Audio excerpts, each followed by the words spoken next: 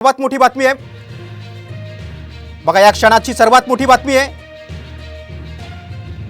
संभाजीनगरमध्ये 50 लाखांची रोकड जप्त करण्यात आलेली आहे। दुचाकीवरून ही रोकड नेली जात होती। संभाजीनगरमध्ये 50 लाखांची रोकड जप्त करून दुचाकीवरून नेली जात होती। संभाजीनगर पोलिसांनी मोठी कारवाई केलेली आहे आणि हे दृश्य देखील आपण बघतोय। संभाजीनगर पोलिसांनी ही कारवाई केलेली आहे। 50 लाखांची रोकड जप्त करण्यात आलेली आहे। आता ही रोकड कुठे नेत होती, कशाच्या कामासाठी नेली जात होती, कुणाचे हे पैसे त्याचा तपास पोलीस करतायत। एका दुचाकीवरून ही रोकड नेली जात होती।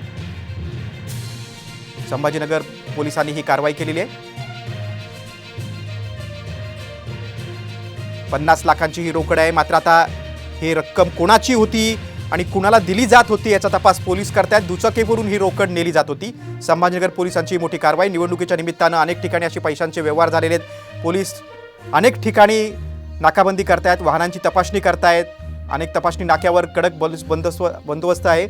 संभाजीनगर मध्ये देखील पोलिसांनी अशाच बंदोबस्तामध्ये एका दुचाकीची तपासणी केली असता 50 लाखांची रोकड त्यांनी ताब्यात घेतलेली आहे। आपण हे दृश्य बघतोय। आता ही रोकड, हे पैसे कुणाचे आहेत आणि कुठे पोचवले जात होते याचा तपास पोलीस करतायत। 50 लाखांची ही रक्कम पोलिसांनी आता ताब्यात घेतलेली आहे।